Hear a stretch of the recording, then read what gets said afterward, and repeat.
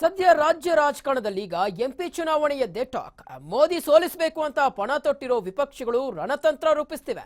ದೋಸ್ತಿ ನಾಯಕರು ಒಂದಾಗಿ ಬಿಜೆಪಿ ಮಣಿಸೋಕೆ ಸಜ್ಜಾಗ್ತಿದ್ದಾರೆ.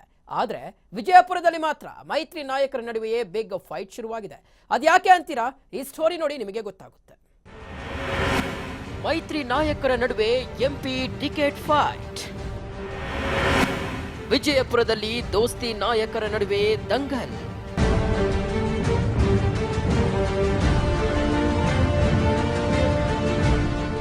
ಲೋಕಸಭಾ ಚುನಾವಣಾ ಕಾವು ಜೋರಾಗ್ತಿದ್ದಂತೆ ದೋಸ್ತಿ ನಾಯಕರ ನಡುವೆಯೇ ದಂಗಲ್ ಶುರುವಾಗಿದೆ. ವಿಜಯಪುರದ ಮೇಲೆ ಕಣ್ಣಿಟ್ಟಿರೋ ಜೆಡಿಎಸ್ ಹಾಗೂ ಕಾಂಗ್ರೆಸ್ ನಾಯಕರು ನಮಗೆ ಟಿಕೆಟ್ ಕೊಡಿ ಅಂತ ಪಟ್ಟು ಹಿಡಿದಿದ್ದಾರೆ. ಈ ಹಿಂದೆ ಸತತವಾಗಿ 2 ಬಾರಿಯೂ ಕಾಂಗ್ರೆಸ್ ಅಭ್ಯರ್ಥಿ ಸೋತು ಸುಣ್ಣವಾಗಿದ್ದಾರೆ. ಹೀಗಾಗಿ ನಮಗೆ ಟಿಕೆಟ್ ಕೊಟ್ರೆ ಬಿಜೆಪಿಗೆ ತಕ್ಕ ಪಾಠ ಕಲಿಸ್ತೀವಿ ಅಂತ ಜೆಡಿಎಸ್ ನಾಯಕರು ಪಟ್ಟು ಹಿಡಿದಿದ್ದಾರೆ.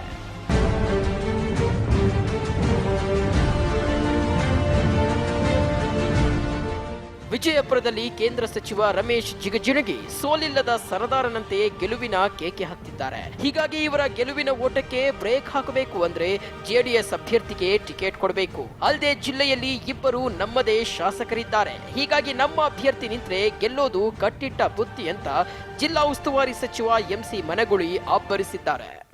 ಈ ಜಿಲ್ಲೆಗೆ ಅಭ್ಯರ್ಥಿ ಹಾಕುವುದು ಫಿಕ್ಸ್ ಮಾಡಿ ನಾವು ಎಲ್ಲ ಕಾರ್ಯಕ್ರಮ ಹಮ್ಮಿಕೊಂಡು ನಾವು ಎಲ್ಲ ಕ್ಷೇತ್ರಕ್ಕೆ ಭೇಟಿ ಕೊಟ್ಟು ನಾವೆಲ್ಲ ಕಾರ್ಯಕರ್ತರನ್ನು ತಯಾರು ಮಾಡಿ ಇಲ್ಲಿ ನಾಳೆ 10ನೇ ತಾರೀಕಿಗೆ ಒಂದು ದೊಡ್ಡ ರಾಜ್ಯ ಮಟ್ಟದ ಸಮಾವೇಶ ಇಟ್ಟಿವಿ. ಜೆಡಿಎಸ್ ನಾಯಕರ ಒತ್ತಾಯಕ್ಕೆ ಕೈ ನಾಯಕರು ಮಣಿಯೋ ಹಾಗೆ ಕಾಣ್ತಿಲ್ಲ. ಕಳೆದ ವಿಧಾನಸಭಾ ಚುನಾವಣೆಯಲ್ಲಿ ಕಾಂಗ್ರೆಸ್ಗೆ ಹೆಚ್ಚು ಮತ ಸಿಕ್ಕಿದೆ. ಜಿಲ್ಲೆಯಲ್ಲಿ 2 ಕಾಂಗ್ರೆಸ್ ಸಚಿವರಿದ್ದಾರೆ. ಅಲ್ಲದೆ ಇಂಡಿ ಶಾಸಕರು ನಿಗಮ ಮಂಡಳಿಯ ಅಧ್ಯಕ್ಷರಾಗಿದ್ದಾರೆ. ಬಿಜೆಪಿ ವಿರುದ್ಧ ಹೋರಾಡೋಕೆ ನಾವೇ ಕರೆಕ್ಟು. ಹೀಗಾಗಿ ನಮ್ಮ ಅಭ್ಯರ್ಥಿಯನ್ನೇ ಕಣಕ್ಕಿಳಿಸ್ತೀವಿ ಅಂತ ಎಂಬಿ ಪಾಟೀಲ್ ತಿರುಗೇಟು ಕೊಟ್ಟಿದ್ದಾರೆ. ಎಂಪಿ ಕ್ಯಾಂಡಿಡೇಟ್ ಕಾಂಗ್ರೆಸ್ ಪಕ್ಷದ್ದು ನಮ್ಮ ಜಿಲ್ಲೆಯವರೇ ಆಗ್ತಾರೆ. ಹೊರಗಿನವ್ರನ್ನ ಯಾರನ್ನು ಕೂಡ ನಾವು ಅಕ್ಸೆಪ್ಟ್ ಮಾಡೋದಲ್ಲ. ಪಕ್ಷ ಸಹ ಹೇಳಿದ್ರು ಕೂಡ ಅವ್ರಿಗೆ ನಾವು ಪಕ್ಷಕ್ಕೆ ಕನ್ವಿನ್ಸ್ ಮಾಡ್ತೀವಿ. ಹೊರಗಿನವ್ರು ಯಾರು ಬೇಕಾಗಿಲ್ಲ, ನಮ್ಮಲ್ಲಿ ಯಾರು ಬೇಕಾದಷ್ಟು. ನಮ್ಮಲ್ಲಿ ಸಮರ್ಥರಿದ್ದಾಗ ನಾವು ಹೊರಗಿನವ್ರ ಬಗ್ಗೆ ವಿಚಾರ ಮಾಡಬೇಕಾಗ್ತದೆ. ಅಭ್ಯರ್ಥಿ ಆಗಲ್ಲ, ನಮ್ಮಲ್ಲೇ ನಮ್ಮ ಜಿಲ್ಲೆಯವರೇ ಆಗ್ತಾರೆ. ಅದು ಯಾರು ಆಗ್ತಾರೆ ಅದು ಡಿಪೆಂಡ್ಸ್.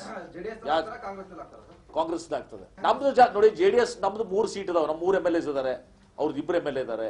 ವೋಟಿಂಗ್ MLA ಎಲೆಕ್ಷನ್ ಅಲ್ಲಿ ನಮಗೆ ಅಷ್ಟು ಸುಮಾರು 5.5 ಲಕ್ಷ ಬಿದ್ದಿದ್ದಾವೆ. ಅವ್ರಿಗೆ ಸುಮಾರು 3 ಲಕ್ಷ, ಅವ್ರಿಗಿಂತ 2 ಲಕ್ಷ ಜಾಸ್ತಿ ವೋಟ್ ತಗೊಂಡಿದ್ದೀವಿ ನಾವು. ಲೋಕಲ್ ಮತ್ತು ಕಾಂಗ್ರೆಸ್ನವರೇ ಅಭ್ಯರ್ಥಿ ಆಗ್ತಾರೆ, ಅದ್ರ ಬಗ್ಗೆ ಗೊಂದಲ ಬೇಕಾಗಿಲ್ಲ. ಒಟ್ನಲ್ಲಿ ಲೋಕಸಭಾ ಚುನಾವಣಾ ಟಿಕೆಟ್ಗಾಗಿ ದೋಸ್ತಿಗಳ ನಡುವೆಯೇ ಕದನ ಶುರುವಾಗಿದೆ. 2 ಪಕ್ಷಗಳ ನಡುವೆ ಇನ್ನೂ ಟಿಕೆಟ್ ಹಂಚಿಕೆಯಾಗಿಲ್ಲ. ಇನ್ನೇನು ಕೆಲವೇ ದಿನಗಳಲ್ಲಿ ಎಲ್ಲಾ ಗೊಂದಲಗಳಿಗೂ ತೆರೆ ಬೀಳಲಿದೆ. ಕ್ಯಾಮರಾಮ್ಯಾನ್ ಸುರೇಶ್ ಚಿನ್ನಗುಂಡಿ ಜೊತೆ ಶರಣು ಮಸಳಿ, TV5 ವಿಜಯಪುರ.